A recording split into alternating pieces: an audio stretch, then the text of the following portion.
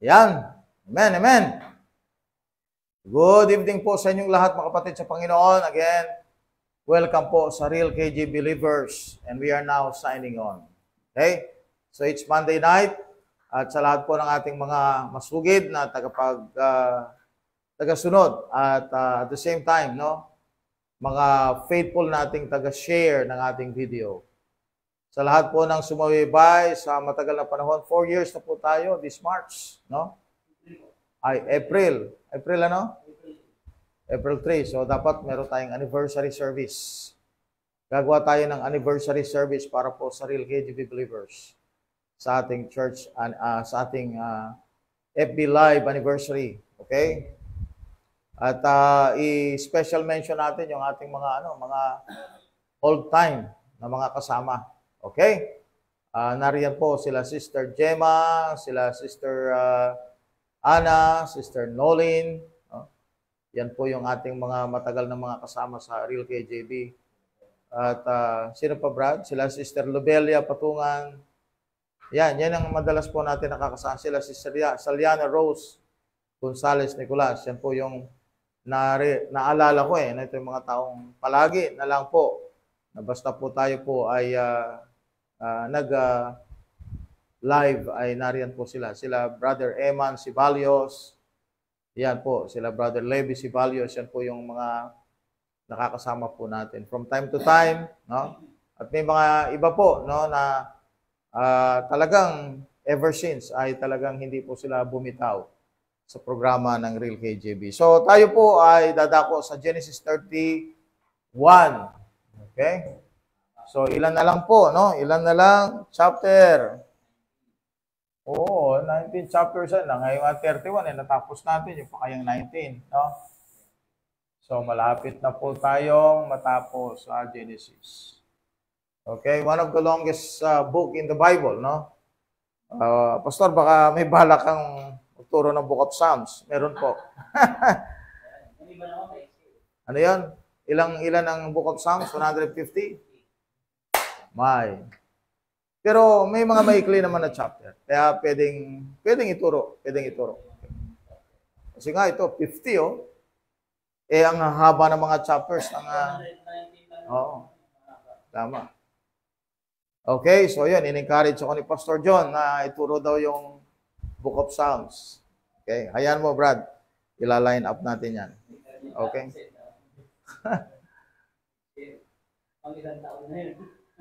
Okay, so let's go to the book of Genesis 31. Okay, 31. Amen, amen. Praise the Lord. Okay? 31. And then, after reading, guide po tayo ng Panginoon. Amen. Tingin natin sa Diyos ang pag-guide ng Panginoon sa atin. Pamagitan po ng prayer. Okay? So, let's ask Pastor John to read verse 1 to verse number 16. Okay, so Genesis chapter 31, verse 1 to 16, the Bible said, "And he heard the word of Laban's son, saying, Jacob hath taken away all that was our fathers, and of that which was our fathers hath he gotten all this glory.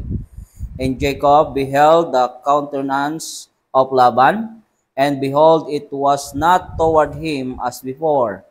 And the Lord said unto Jacob, Return unto the land of the fathers and thy kindred, and I will be with thee.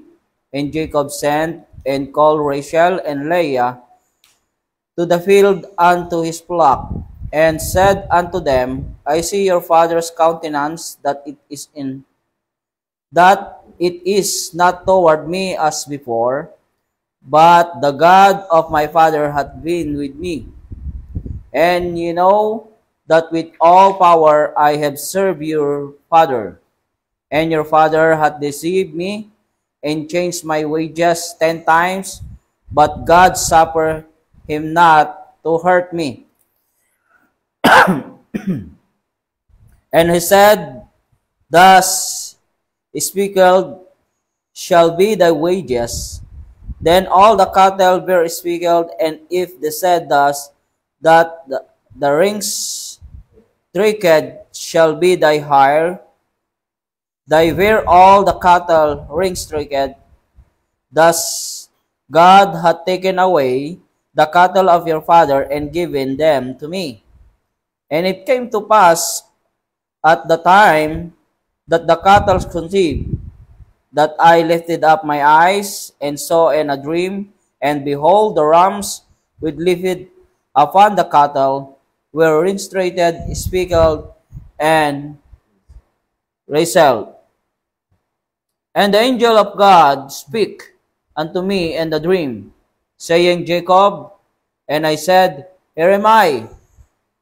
And he said, Lift up now thy eyes, and see all the rams which lift up upon the cattle are ring-streaked, speckled, and wrestled. For I have seen all the Labans do it unto thee. I am the God of Bethel, where thou anointest the pillar, and where thou bowest a bow unto me. Now arise, let thee out from this land, and return unto the land of thy kindred. Yeah. And Rachel and Leah answered and said unto him, Is there yet any portion of inheritance for us in our father's house?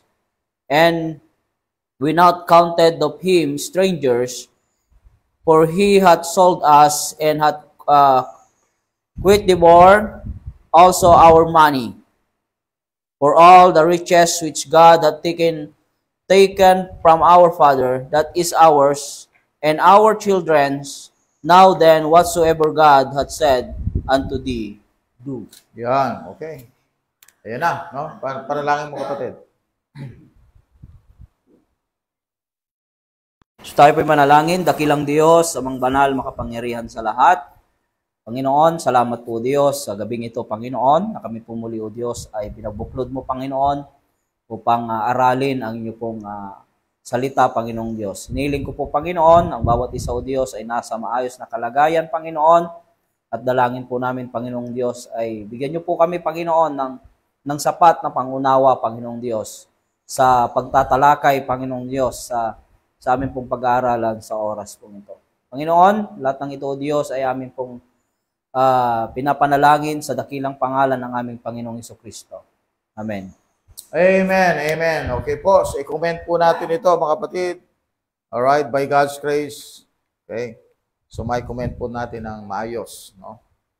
Now, we have reached to the point of separation. Ito yung parting of ways na po ito. No? Dito po ay nagpapaalam na itong si Jacob. Okay? At kasi tapos na yung tapos na po yung pag-separate ng mga livestocks, no? Bagas ako nagkaroon na ng accounting, no?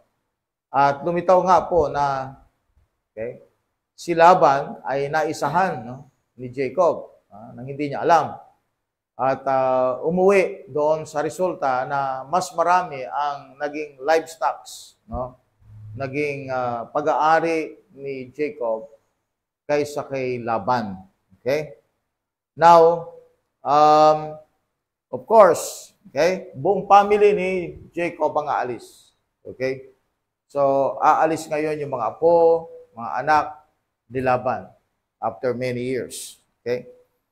Now, actually, ang 31 ay parang rehearsal lang din ito sa mga naganap, no?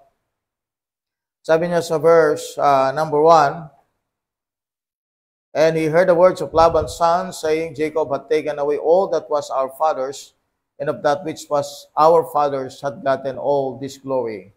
And Jacob beheld the countenance of Laban, and behold, it was not toward him as before. So Laban is no more whistling. Okay, God now tells Jacob to get out in verse 3.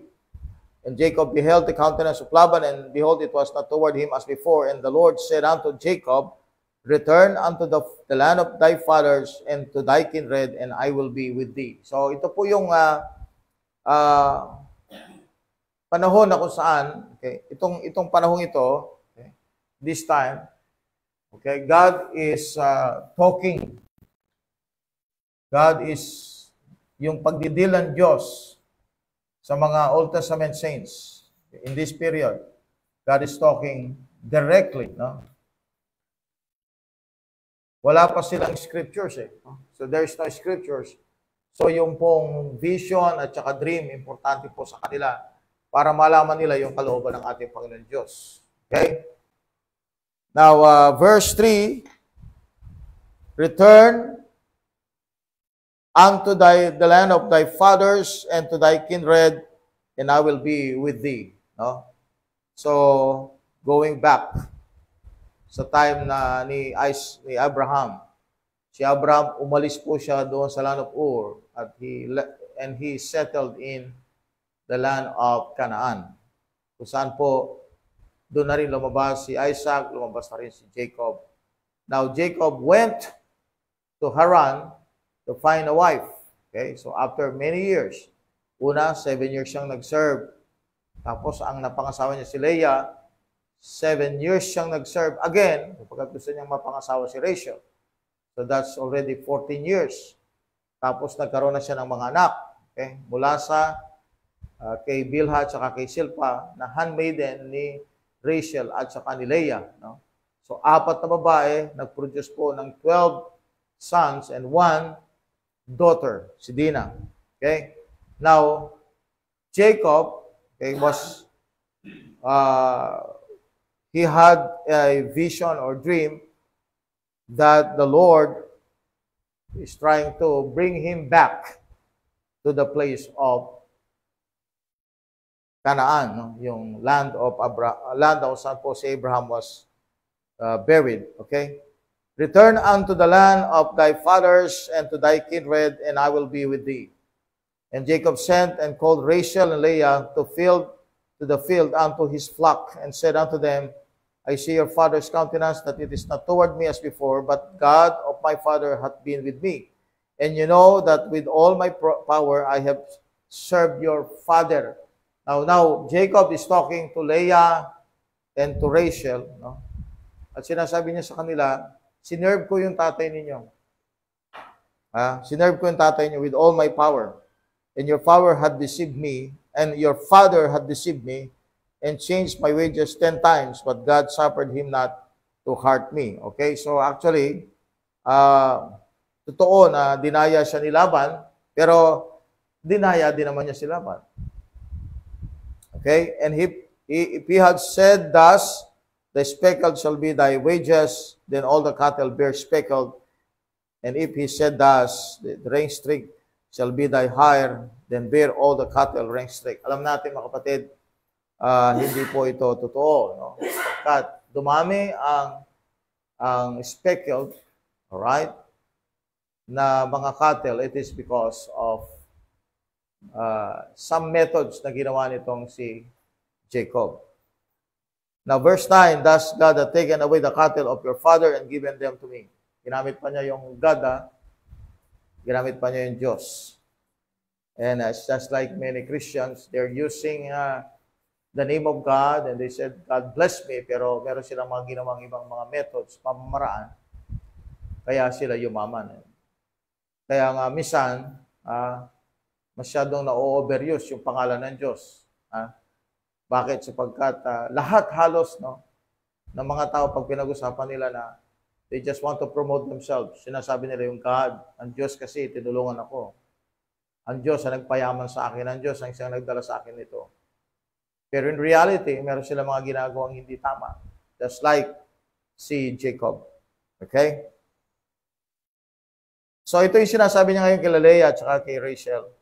And it came to pass at the time that the cattle conceived, that I lifted up mine eyes and saw in a dream, and behold, the rams which sleep upon the cattle were speckled and grizzled. And the angel of God spake unto me in a dream, and saying, Jacob, and I said, Here am I. And he said, Lift up now thine eyes, and see, all the rams which sleep upon the cattle are green-streaked, speckled and grizzled, for I have seen all the Laban too wet unto thee. Verse 13, I am the God of Bethel. Now, remember, the God of Bethel, no? Kung saan po nakita po niya yung ladder, no? Yung stairways na ito ay may mga angels na bumababa, umaakyat, bumababa, umaakyat. It's the way to heaven. That ladder is actually the picture of the Lord Jesus Christ. Yeah. Okay. Now, ano pa po? Kung paano niya kinukwento sa kanyang mga asawa, ang mga kanyang mga way para, actually, hindi naman niya sinabi talaga kung anong ginawa niya. Basta, ginamit niya yung pangalan ng Diyos. At ngayon, okay, he's trying to convince Leah and Rachel to come with him. Okay? Sabi niya sa verse 5, the God of my father hath been with thee. Verse 7, God hath suffered him not to hurt me. Verse 11, the angel of God spake unto me in a dream. Verse 13, now arise, get thee out of this land. Okay? So, yun ang sinabi niya para sa ganon. Ma-convince niya itong si Leah at kay Rachel. There's no doubt that Jacob served Laban with all his power in verse 6. Everything Jacob does is with all his power. But it is to be feared that Jacob's deeds were often done heartily as unto himself instead of the Lord. So ginawa niya yon para sa kanyang sarili instead na ito ay sa Diyos. Okay? Alright, Colossians 3:23. Pakibasa lang, Brad. Colossians 3:23. Ito yung hindi ginawa ni Jacob. Ginawa niya ito para sa kanyang sarili. Pero ano sabi ng Bible sa Colossians 3:23, Brad? Colossians chapter 3, verse 23, in whatsoever you do it heartily, as to the Lord and not unto man. Amen. Okay? So Laban certainly did deceive him in verse number 7, and probably changed his wages 10 times. And it is also true that only the grace of God prevented Laban from killing Jacob when he came home from the last cattle drive in Genesis 30, verse 36, and found his flock standing there like a bunch of scarecrows with the red manes in verse 7. But to interpret this as, thus God had taken away the cattle of your father and given them to me, in verse 9, it is equivalent to robbing a bank and quoting Job 12:4. No? Ang kanyang ginawa ay dinisib niya itong si Laban. And then now, he's telling to his wives, ang Diyos ang siyang kumuha sa mga cattle na yon mula sa iyong tatay, dinala sa akin. Hindi, no? Hindi yung kwento niya, no?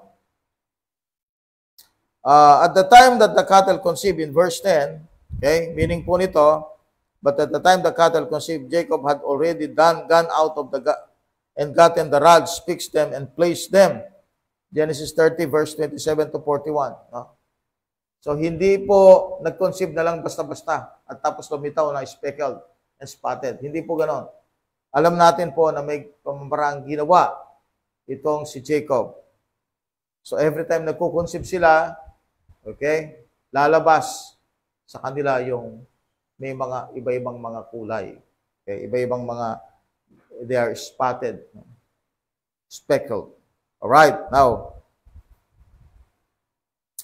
God reminds Jacob the vow of Genesis 28, verse 18 to 22, and calls him back to the land of promise. Alright, nakita po ninyo ito? Sa chapter 28, verse 18 to 22, that is the time na nakita niyo yung ladder na yung pinakababa, yung footstool. Nasa earth and then reaching heaven. So ito, sabi ng Diyos sa kanya, balik ka sa land. Balik ka, Jacob. To sa land of promise. Now, in type, the lesson is all too clear. Jacob in Genesis 29 and 30 represents Israel outside the place of blessing among the Gentiles. So, sa time na ito, in type, no? Type. Si Jacob as a type of Israel.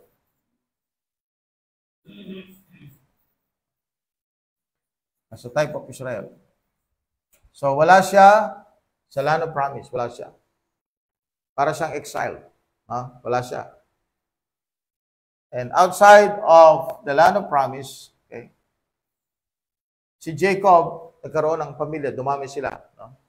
Now, in type, that is Israel in our time. So, dito sa church age, si Israel, ang Israel, yung mga Hudyo, are living together with the Gentiles. Just like Jacob, living together with the Gentiles. At this time, habang siya po is dwelling with the Gentiles, bine-bless siya naman ng Diyos materially. That is Jacob. At si Jacob, pinabalik ng Diyos, saan? Doon sa land of promise. Just like sa Israel, ang panawagan ng Diyos sa kanila, bumalik kayo sa land. So what's happening right now sa Israel? They are going back to the land. Yung diaspora, pabalik na sa land. Sa land of promise. So the land of promise, that's Palestine. That's Canaan. That is where we can see Jerusalem, the land of promise. So Israel right now as a nation is going back to the land. Pero sa time na ito, sa church age, ang Israel is living together with the Gentiles. Nasa land na sila actually ngayon. Pero wala pa doon sa reigning ni Kristo. Christ is not yet reigning. Israel is now in the land, but there is no king. There is no king. So actually, this coming back of Israel, na naging state siya noong 1948, at tinanggap siya as part of United Nations in 1949. Actually po, wala pa talaga, hindi pa talaga nakukumpleto mga Hudyo. para bumalik doon sa land of promise. Wala pang completion. So this time, ito ay isa lamang preparation para sa totoong mangyayari. Preparation lang ito. Okay. Ngayon, kung babalikan natin, ano nangyari kay Jacob? Balik ka sa Bethel. Okay? So that is also the picture of what? The picture of the land of promise. You go back to Bethel. Go back to Bethel. Nakausap siya ng Diyos. You go back to Bethel. Just like Israel, may spirit na kung saan naghihila sa kanila, yung mga Jew, naghihila sa kanila para sila bumalik doon sa land. Okay? So, similar. May type. May type yung ginagawa ni ginawa ni Jacob. Okay. So, in history, Israel in exile is pictured here in Genesis 39 to 50, Exodus 1 to 12, Daniel 1 to 12, and in the book of Esther. Okay? Jacob sojourning with Laban and is chastened, but has no altar. He dealt with unjustly, but he is preserved and becomes wealthy. This is plainly the Jew from AD 70 to AD 1948. Tama po yun. Ano? Ang mga Hudyo, katulad ni Jacob in the past, na kahit po wala sa kalooban ng Diyos, wala sila sa lugar actually. Alright? Yung sa panahon ng church age, God protect them, God save them, and God put them to the land. So, makita natin that yung kwento ng Bible, talagang ang focus talaga ng Bible, walang iba kundi itong second coming. Yan focus niya. Yan ang main focus. Kaya yung mga types, makita natin yan, sila Jacob, sila Joseph, and all other character in the Bible, they're always, their lives, at yung mga scenes sa Old Testament, lahat pointing, no? Majority pointing to the coming of Christ, the second coming. Okay, kaya nga po meron siyang type dito no? May type siyang type natin na makikita natin. Okay. Leah and Rachel agreed that it is time to go. Wow. Tuwa si Jacob dito, verse 14 to 16. And it is evident from their remarks that their children have suffered the loss of many good things for many years. Leah and Rachel were sold in verse 15, although one never thinks about it quite that way, but certainly Laban was not thinking of young married love when he pulled off the transactions. Okay? So, ang parang ganito parang ginamit no, ni Laban si Rachel at saka si Leah para mag-gain niya yung pagsaserve na libre, no? Mag-profit siya sa pagsaserve ni Jacob. Pero hindi niya alam, Jacob will also deceive him. Okay, talagang ito itong laban na ito talaga ni Jacob, matindi. Laban talaga. Okay, verse 17, Brad, pakibasa. Hanggang verse 35.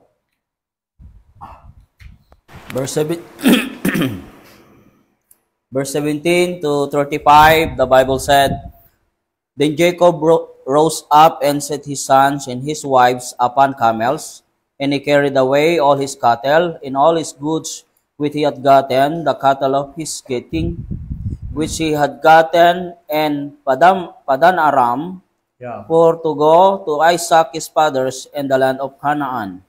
And Laban went to share his sheep, and Rachel had stolen the images that were her father's, and Jacob stole away unawares to Laban the Syrian, in that he told him not that he fled. So he fled with all that he had, and he rose up and passed over the river, and set his face toward the Mount Gilead. And was told Laban on the third day on Jacob was fled, and he took his brethren with him, and pursued after him 7 days' journey, and they overtook him in the Mount Gilead. And God came to Laban the Syrian in a dream by night, and said unto him, Take heed that thou speak not to Jacob either good or bad. Then Laban overtook Jacob. Now Jacob had pitched his tent in the mount, and Laban with his brethren pitched in the mouth of Gilead.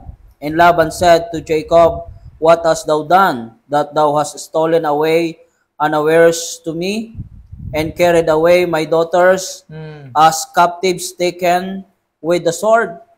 Wherefore didst thou flee away secretly and steal away from me, and didst not tell me that I might have sent thee away with mirth and with songs, with tabret and with harp, and hast not suffered me to kiss my sons and my daughters?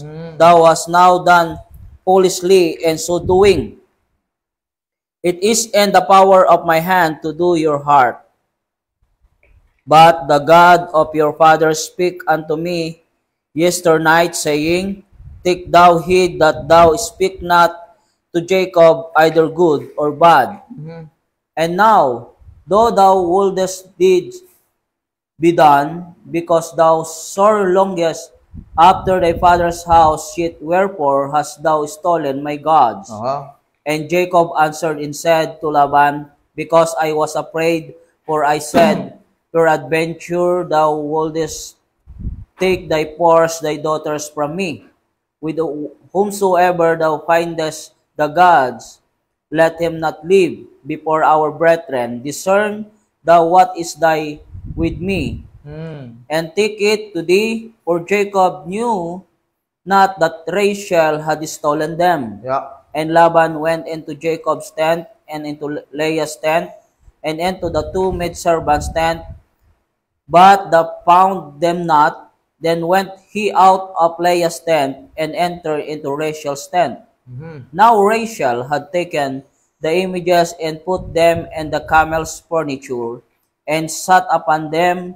And Laban searched all the tent, but found them not.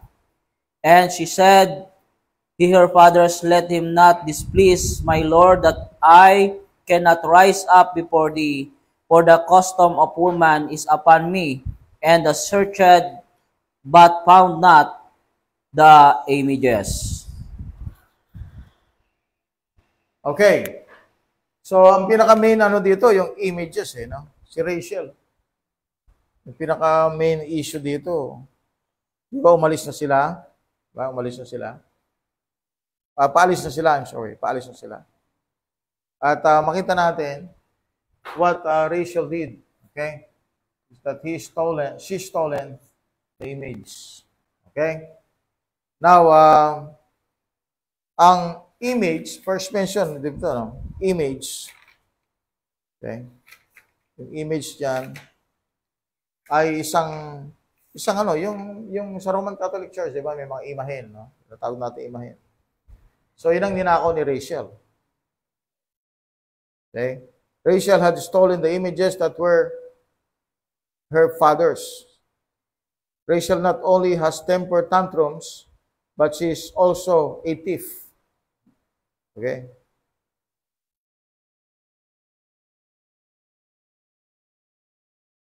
Jacob stole away, Genesis 31:26, and Rachel has stolen Laban's gods at the same time. Pareho na silang magnanakaw. Itong si Rachel at saka itong si Jacob. Okay? At ang kinuha pa ni Rachel, isang bagay na ikagagalit din ni Laban. Bakit? Sapagkat hindi nga nila nakita kung nasaan ito eh. But nawala ito, no? This is the first mention of images in the Bible. We have the image of God and the image of Adam in Genesis 1:27, Genesis 5:3. But these are man-made images. Ito na po yung mga sizes, no? Na nakita natin na iba-iba rin yung forma, no? Merong nakaganon, may nakaganon, no? Merong maliit, may Santo Niño, merong malaki na nakabuhat ng krus. These are images. So, merong talagang image. Yung pag sinabi natin image, talagang meron talaga yon, no? Image of Adam, image of God. Meron talagang image. Pero itong mga image na ito, gawa ito sa bato, no? Na nililok upang sa ganun po, maging kamukha, no? Ng mga Diyos na hindi nakikita. Like that, no? Invisible gods, and then they create some representation of these gods. images po ito. No? Yan ang dahilan kung bakit po maraming tao ang na-deceive sapagkat ang akala nila, yung image na yon meron talagang sense, may value, may kapangyarihan. So, totoo, wala. No? Kaya nga, yung idolatrous Laban, si idolatrous Laban, nagalit siya. Bakit? Nawala yung image niya. But actually, walang kwenta yung image na yun. So, totoo lang. Because wala namang power. Isipin mo, natatago mo yung Diyos mo. Imbis mong natatakas mo yung Diyos mo. Ha? Oh. Na ilalagay sa ilalim ng ng upuan. Upuan ng babae. Tapos may tatago ito. Oh. Anong klaseng image yan? Parang daw yung Chinese, sabi niya doon sa kanyang boy, itong si Buddha, kahit saan ako naroon, sinasamahan niya ako. Boy, kanya, alis ako, at itong Buddha na ito ay 24 karat gold. Boy, alis ako. Ikaw ang bubantay ng Buddha. Sabi ng boy, si Buddha, binabantayan siya. Tapos ako magbabantay kay Buddha. Mas makapangyarihan yung boy, no? Okay, why? Because there is no life in those images. Naging parang naging parang makapangyarihan itong mga imahe na ito sapagkat nilagyan nga ng spiritual, no? Kaya nga yung mga kaibigan natin, mga Katoliko, nagagalit sila because we are attacking these images. Pero sa totoo, sinasabi lang sa kanila yung truth that these images has no power at all. Nilagyan lang nilang spiritual na meaning itong mga images na ito. Just like Laban. Bakit nagagalit si Laban? Image. Bato lang yun actually, no? Pero ba't nagagalit? Because meron ang spiritual sense. Nilagyan nila ng spiritual sense yung mga images. Okay. Whatever Rachel's motive was, hindi natin alam kung anong motibo ni Rachel dito, the fruits of her action was apparent. Genesis 35:4. Pakibasa lang, Brad. Genesis 35:4. Ano yung naging fruit ng kanyang action?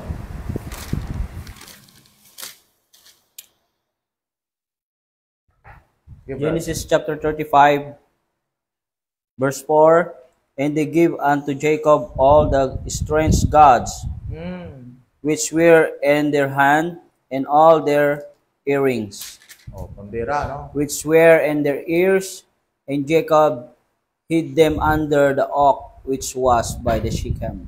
Ayan, no? So, nahawa na niya yung kanyang asawa, tinago din yung image. Hindi man nga sinunog, hindi nga dinurog, no? Okay? Her idolatry infected the whole family. Rachel, the beautiful and well-favored, according to Genesis 29:17, was like many a woman whom God humbled and then departed again from God when she got the blessing. Genesis 30:22. Nawala si Rachel sa Panginoon. Ibig sabihin, kung sa word na ginagamit natin, nag-backslide itong si Rachel sa Panginoon Diyos. Naging idolatrous. Okay. Rachel's idols are eventually buried under an oak. Genesis 35, verse 4. Jacob takes off southwest, headed for the Jordan River. He cannot move fast. He has 11 children and 4 wives to whom to care, plus the gang mentioned in Genesis 30, verse 43. He passes over the river, okay, the river Euphrates, verse 21, and heads straight south. He has been gone 3 days. When the news gets to Laban, in verse 22, Laban saddles up and says, all right. Okay. Yan. So verse 22, basahin natin. And it was told Laban on the 3rd day that Jacob was fled. Umalis na pala si Jacob. Galit siya. Si Laban, no? In verse 24, and God came to Laban the Syrian in a dream by night. So ang Diyos, kinausap na ngayon si Laban. As I've told you, meron mga direct revelation ang panahon na yan. May direct revelation. Okay. Anong sabi po niya doon kay Laban? Right, verse number 24.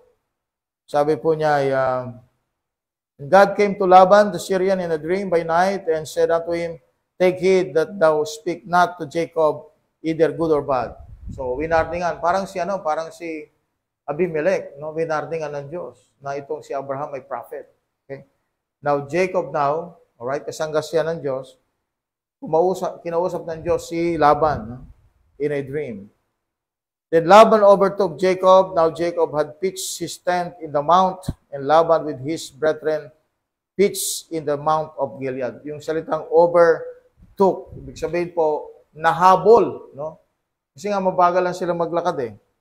And Laban said to Jacob, what hast thou done, that thou hast stolen away unawares to me, and carried away my daughters as captives taken with the sword? Since meron siyang revelation sa Diyos, hindi na siya galit. No? Hindi na siya galit. Alam niya kung anong purpose, anong purpose o anong calling ni Jacob sa Diyos. Okay? Now, yan. So, sinasabi niya yung pagnanakaw na ginawa at yung pagtakas nila. Okay. Okay, verse 30, and now, though thou wouldest needs be gone, because thou sore longest after thy father's house, yet wherefore hast thou stolen my good, my gods? Jacob answered and said to Laban, because I was afraid, and I said, peradventure thou wouldest take by force thy daughters from me. And with whomsoever thou findest thy goods, let him not leave. If our brethren, discern thou what is thine with me, and take it to thee. For Jacob knew not that Rachel had stolen them. Parang ganito, parang, sige, tingnan mo kung ano yung sa'yo dyan. Kunin mo. Eh, hindi niya alam na si Rachel lang nagtakaw. Laban went into Jacob's tent, and into Leah's tent, and into the two maidservants' tents, but he found them not. Then went he out of Leah's tent, and entered into Rachel's tent. Eh na, pumasok na kay Rachel. Now Rachel had taken the images and put them in the camel's furniture, and sat upon them, and Laban searched all the tent, but found them not. Okay? So may word na furniture doon, ano? The furniture was the saddle, chair, cinch, trappings, hangings, and bags which it carried. Okay. So Rachel tells her daddy that it was the wrong time of the month. Laban searches everywhere except where the images are. Inupuan nga ni Rachel eh. No? So sabi niya, hindi ako pwedeng tumayo, daddy. No? Period ko ngayon. Siyempre, hindi na siya inano. Hindi niya alam ni Laban is already underneath of Rachel. Kung makikita ninyo, mga kapatid, meron ako nakikita dito na something sa mga karakter ng ating mga bida. No? Hindi nyo napapansin? Si Rachel, si Laban, at saka si Jacob, pare-pareho silang pare-pareho silang karakter. Yeah, may pandaraya silang ginagawa, may pretension, etc., may pagsisinungaling, etc. Okay. So, mapapansin mo, no, kung ganito yung breed, ganito yung breed, si Laban, meron siyang ganitong klaseng ugali, pinasa niya kay Rachel. Si Jacob, meron din siyang ugali. At of course, minix niya ito kay Rachel. Ano naman kaya ang product ng 12? Ano kaya ang product doon sa na nailagay doon sa buhay ng 12 anak? Ano kaya, no? So makikita natin 'yan sa kwentong sa mga susunod na panahon. Okay? Okay. So tuloy po ang pagbabasa, kapatid. Saan ka natapos? Ha? All right, start po 36. 36 to 42. Yeah. Okay, so Genesis chapter 31, verse 36 to 42. And Jacob was wroth and chewed with Laban. And Jacob answered and said to Laban, what is my trespass? What is my sin? That thou hast to hotly pursued after me? Whereas thou hast searched all my stuff, that hast found of all the household stuff, set it here before my brethren, and thy brethren, that they may judge betwixt us both. These 20 years have I been with thee, thy ewes and thy she-goats have not cast their young, and the rams of thy flocks by night, and my sleep departed from my eyes. Pambira, no? Thus have I been 20 years in thy house. I served thee 14 years for thy 2 daughters, and 6 years for thy cattle, and thou hast changed my wages 10 times. Except the God of my father, the God of Abraham, and the fear of Isaac had been with me, surely thou hast sent me away now empty. God hath seen my affliction and the labor of thy hands, and rebuked thee. Kay Laban. At yung kanyang pagpupuyat, yung kanyang sakripisyo sa field. At sabi nga niya, verse 40, sabi niya, the drought consumed me and the frost by night. May frost pa, no? Frost by night. And my sleep departed from mine eyes. The frost by night. The frost by night, no? The sleep departed from their eyes. Okay? So, yun ang para siyang yung pagiging shepherd niya, no? Very dedicated. Talagang yung sakripisyo, yung paghihirap na ginawa ni Jacob dito. Sinasabi niya kay Laban. Sabi niya, my sleep departed from mine eyes. Okay? Parang puyat, no? Ganon. He's just using idiomatic expression here. Puyat, no? Walang tulog, no? Talagang nagsakripisyo. Okay. So the time element of verse 41 would indicate that the 11 children were born during the 7 years which began in Genesis 29:33. And the cattle cats as cats can in Genesis 30 verse 37 began 6 years before Genesis 31:1. Okay? However, the list of births in Genesis 29 and 30 may extend well into the 6 years, and part of the 6 years could have been for cattle before the witches were laid. Genesis 30:37. Jacob does not ask for leave to go until the last son, Joseph, is born. Ayan, Genesis 30 verse 25. So, hindi umalis si Jacob kay Laban until nung pinanganak na si Joseph. No? Hindi nga niya alam na meron pang isang anak eh. No? Susunod. But if you're going to see the stories about love story, no? Yung pag-ibig ni Jacob kay Rachel. Yun ang no, para bang ano, yun ang kitang-kita diyan sa kwentong ito. At yun nga, dahil sa pag-ibig niya kay Rachel, inintay niya yung anak ni Rachel. Okay? At nang lumitaw itong si Joseph, that's the time. I'm complete. I'm complete. So he waited for Rachel's son. I'm complete. Okay? Kaya kung makita niyo ang naging paboritong anak ni Jacob ay si Joseph. Okay? So Jacob also tells the truth in verse 42, and he is encouraged to tell it because Laban has unwittingly confessed that God has dealt with him in verse 29. Unwittingly, ibig sabihin, yun ang pagkakamali niya. Sinabi niya kung ano yung panaginip niyang sa Diyos. No? O, yun ang minaximize naman ni Jacob. At last, Laban has put his foot into his own mouth, and Jacob is quick to take advantage of it and stuff the other one in. Okay? So, God had seen mine affliction, sabi ni Jacob, and the labor of my hands, and rebuked thee yesterday night. Verse 42. Okay, so let's read verse 43, Brad, hanggang verse 55. Verse 55. Okay, so Genesis chapter 31, verse 43 to 55. And Laban answered and said unto Jacob, these daughters are my daughters, and these children are my children, and these cattle are my cattle, and all that thou sayest is mine. And what can I do this day unto these my daughters, or unto their children which they had born?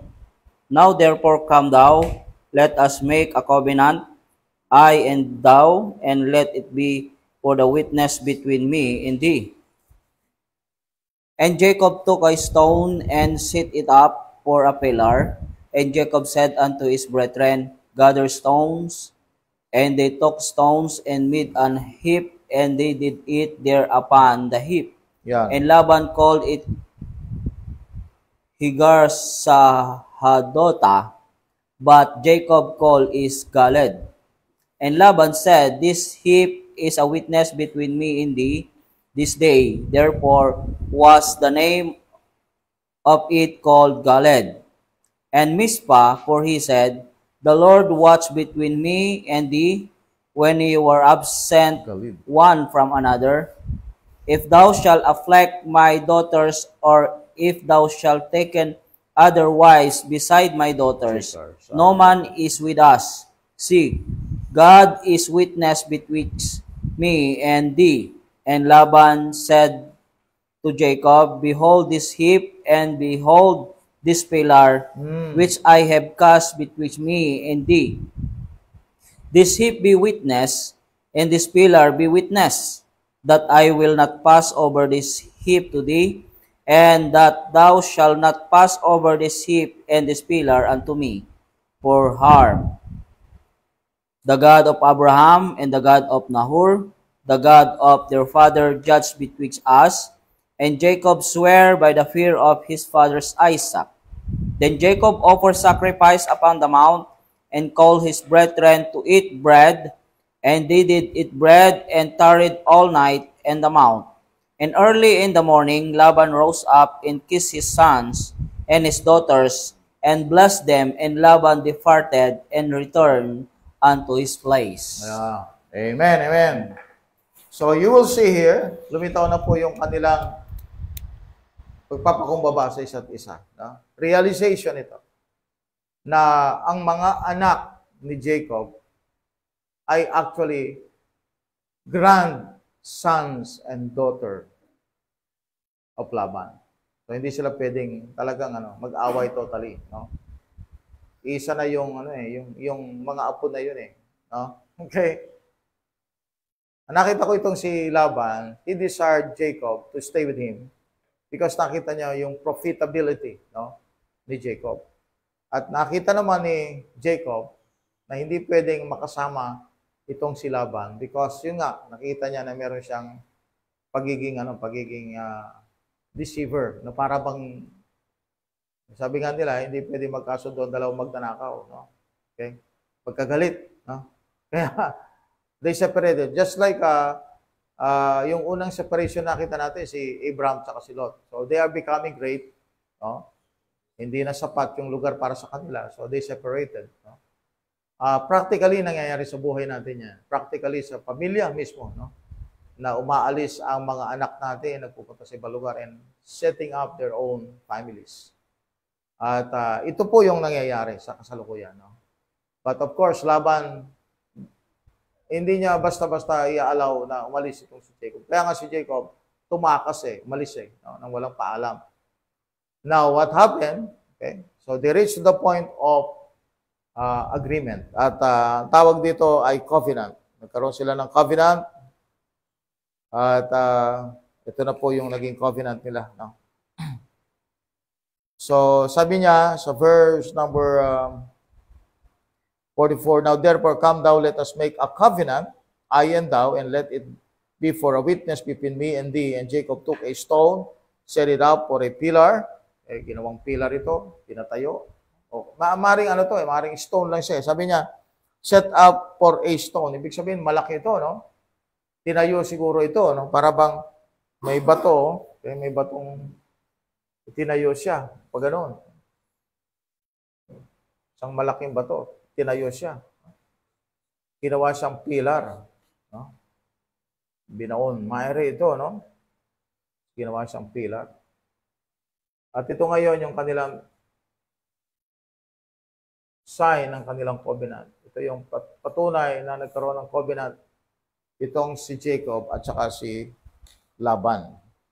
At tinawag itong pilar na ito, Jacob said unto his brethren, Gather stones, and they took stones and made an heap, and they did it were there upon the heap. So, yung heap, ibig sabihin, ginawang bundok, no? Para, hindi naman bundok, parang naglagay sila ng ganyan, something like that, no? Alright, something like that. So, mga bato, no? So, itong mga hip na ito, alright? Ito ngayon nagsilbing, okay, yan yung nagsilbing testimony tungkol po sa kanilang naging, covenant. Jacob said unto his brethren, gather stones, and they took stones and made up an heap, and they did it there upon the heap. Laban called it Jegar Sahadota, but Jacob called it Galid. And Laban said, this heap is witness between me and thee this day, therefore the name of it called Galid. Okay, Galid. And Mizpah. So, dalawang pangalan. Itong Galid tsaka Mizpah ay Hebrew names. And Jacob calls them by that because Abraham and Isaac left Haran and got to the land of promise. Laban calls the place by a Syrian name as he never left Padan Aram. Okay. And he goes back there when he leaves. Mizpah means watchtower. Yun palang ibig sabihin ng Mizpah. Ito ay isang watchtower. Okay, watchtower. And the watch in this case is not like God be with you till we meet again. But I'm asking God to keep an eye. Yan ang meaning po nitong watchtower na ito. But I'm asking God to keep an eye on you because I can't anymore. Verse 50. So verse 50, sabi niya dito, if thou shalt afflict my daughters, or if thou shalt take other wives beside my daughters, no man is with us. See, God is witness between me and thee. Parang, we will never see each other again. Parang gano'n, ano? Okay? Verse 49 makes nice Christian sentiment. Okay? But the context is,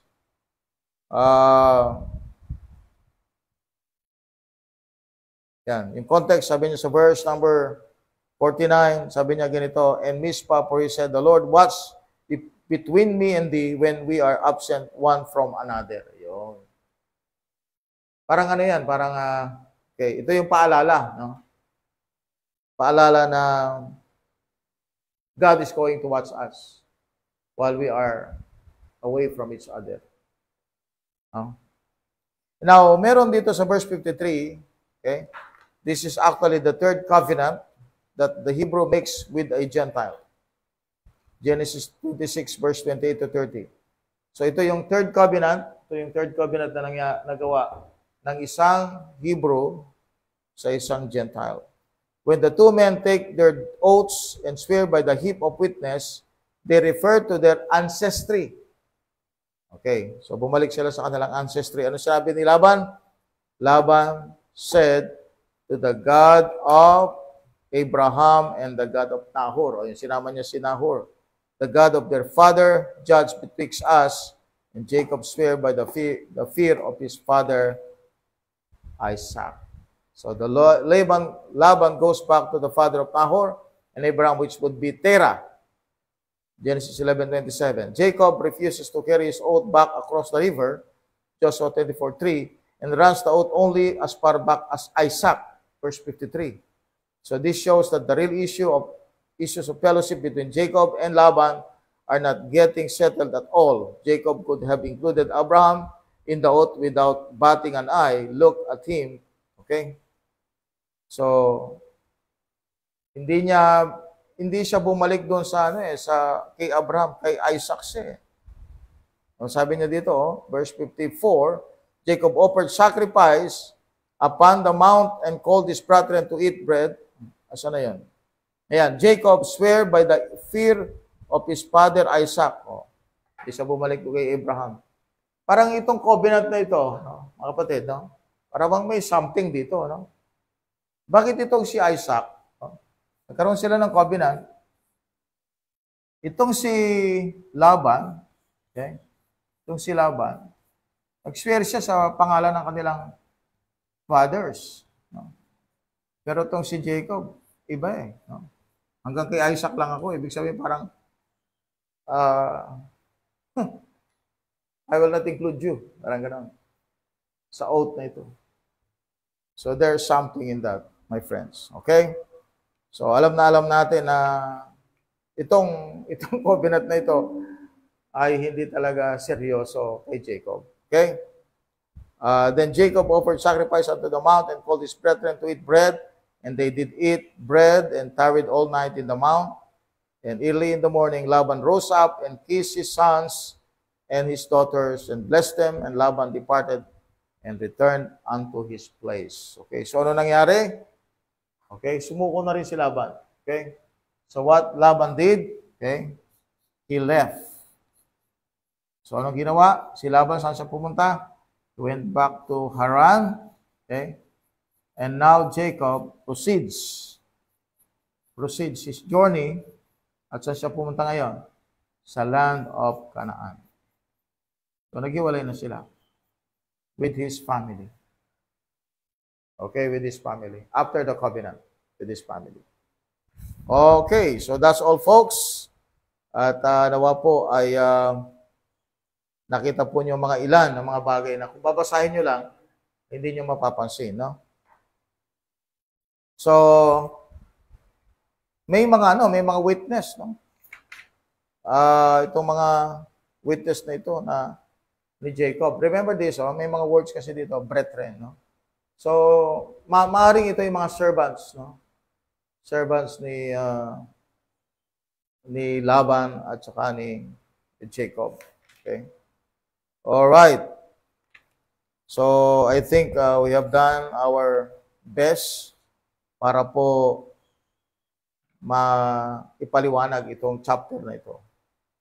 Okay, so may mga question ba tayo, kapatid? Wala tayong katanungan so far. So i-wrap it up natin po, no? Okay, wrap up natin. So yung Genesis 31, from Genesis 30 to 31, okay? 29, 30, 31. Makita natin yung 29, yun yung start na kung saan po ay si Jacob stays with the family of Laban. At nagkaroon siya ng asawa from Laban, yung daughters nito. Okay? Si Leah at saka si Rachel. At nagkaroon ng anak si Jacob, nagkaroon siya ng family from 4 wives. Okay? Kay Silpa, kay Bilha, mga handmaid nila ito. Okay? Ni Leah at saka ni Rachel. So, from there, na-produce po yung 12 sons. Ito na, nagsimula na ngayon. Ha? Makikita na natin dito yung root ng Israel. Yung nation of Israel. 12 sons and 1 daughter. Yan. So, Laban, okay? Ito yung may-ari ng livestock, yung ng cattle. So, what Laban did, pinag-serve niya itong si Jacob ng 20 years. And with that 20 years, ang naging result is that Jacob was blessed more than Laban. So ngayon, they are departing, paalis. At umalis sila, yung pag-depart ni Jacob, yung pinaka-signal noon ay nung lumitaw na si Joseph. Doon na siya nag-start na magpaalam. No? And Laban, of course, gusto niya na may gain talaga, may profit siya. Pero itong si Jacob, pinaghandaan na niya ito. No? Kaya mas marami yung lumabas na mga speckled and spotted. Bakit may ginawa siyang paraan. Although, may mga words siyang ginamit, but in reality, he really deceived Laban. Okay? So, nawala yung image, ninakaw ni Rachel. At itong dahilan, kapatid, this one, itong action na ito, ay nag-influence sa kanyang family. Actually, idolatry ito no? Idolatry. So, may mga gods, okay, na napabilang sa loob ng pamilya ni Jacob. And Rachel backslid, no? Nalimutan niya ang Panginoon niya.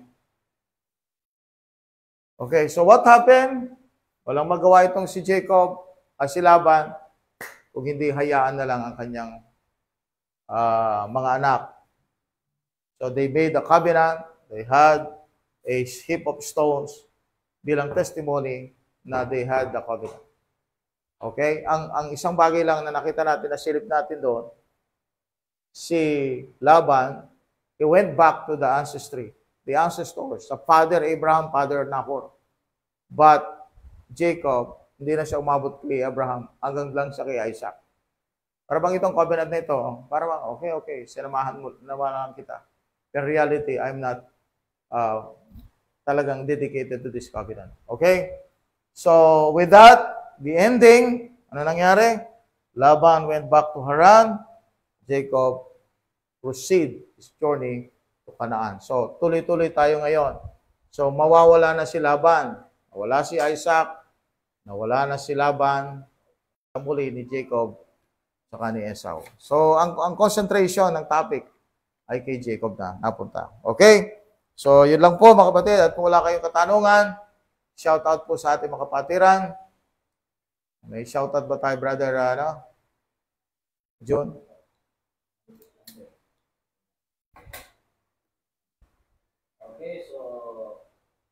Okay, so shout out po tayo sa lahat ng sumubaybay sa oras pong ito. Shout out to Brother Daniel Reguloy, Amen. JD Seminiano Velasco, Jocelyn Asam, Amen. Annalisa Stanislao Bukad, Mitoy Mitay, Rihanna Naboya, Vanessa Delgado Darantinao, Nolan May Francisco Telenya, Aimee AST, Eunice Valdez, Manuel Soriano, Jennifer Capili Pascual, Lobelia Daulo Patungan, Ex Taraki, Gikat, Hens Bold, Eloisa Asuncion, Jamaica Batalyon, Susimo Porte, Marami yun Andre Yang, Ramon Candelaria, Medina Argel de la Asis, Amen. Eniza, MBC Naik. Yun. Amen. Hello po. Grupo ng Pastor Demi. MBC Naik. Love yous. At sa lahat ng church ng MBC Naik. Amen. Sister Angeline Guloy, Chris Bravo, Ning Gregorio Tolentino, Maureen Alba, Nestor Pax, Garcia Berongoy, Edgardo Patag, Jen E. Ugasis, Nick, Leonora Neves Tabil, Eva Kahanap Yalong, Norm Labitoria, Jason Dakil de Jesus, Ramon Fernandez, Aralyn Lorido, John Francisco Garcia, Johnny Lynn. Amen. At sa lahat po ng nasa comment section, God bless po sa ating lahat. God bless po, mga kapatid. Okay, so tayo po ay manalangin. Amen, amen. Let us pray. Dakilang Diyos, maraming salamat po, Panginoon, sa natapos, Panginoong Diyos. Yes, Lord. Amin pong pagtalakay, Panginoong Diyos, sa Yes, Genesis God. chapter 31. Salamat, Panginoong Diyos, sa lakas na pinigay niyo po sa amin. Yes, Lord. At salamat, Panginoong Diyos, sa programa pong ito, Panginoon, na patuloy na ito po ay nagagamit, Panginoong Diyos, upang makasama, maka-fellowship po namin, Panginoong Diyos, sa pamamagitan, Panginoon, ng pag-tuturong ito, Panginoon, o pag-aaral, o Diyos, ng mga kapwa po naming mananampalataya sa iba't ibang lugar, Panginoong Diyos. Yeah. Dahil sa programang ito, Panginoon, kami po, Diyos, ay kakaroon, Panginoong Diyos, ng fellowship. Kami po ay nag-aaral at natututo mula po sa inyo pong salita, Panginoong Yes, Lord. Diyos. Salamat din po, Panginoong Diyos, sa presensya po nila na sila, Panginoong Diyos, ay patuloy na umaantabay o nag-aabang, Panginoong Diyos, sa pagtalakay, Panginoong Diyos, ng inyong pong salita. Kaya salamat po, Panginoon, sa mga kapastoran, mga brother and sister, Panginoong Diyos. Panginoon, tulungan niyo po sila at gabayan sa araw-araw, Panginoong Diyos. At nawa po, Panginoon, sa amin pong pagbabalik, Panginoong Diyos, ng pag-aaral muli, Panginoon, hanggang sa matapos ang book na ito, Panginoong Yes, Diyos, Lord. Genesis. Hiling po namin, Panginoong Diyos, patuloy na encourage mo, Panginoong Diyos, ang bawat mananampalataya, Panginoon, Tama po. na kami po isamahan, Panginoong Diyos. Salamat po ng marami, Panginoon, at binabalik po namin sa iyo, Panginoong Diyos, ang kapurihan sa pangalan ng aming Panginoong Hesukristo, ang tagapagligtas. Amen. Amen. Amen. Thank you so much po, mga kapatid. Alright, so last word po tayo from Brother Nick. Amen, amen. Okay, please like, share, and follow our Facebook page. Gaya na din po sa ating YouTube channel. Paki-subscribe na po kung hindi pa rin po nakapag-subscribe. Nang sa gayon kayo po maging updated sa lahat po ng ating latest videos. Okay, once again, good morning, good afternoon, and good evening. I'm on a journey, and I'm not here to stay. I'm heaven bound, where I will live eternally. Jesus, my Savior, He's waiting there for me.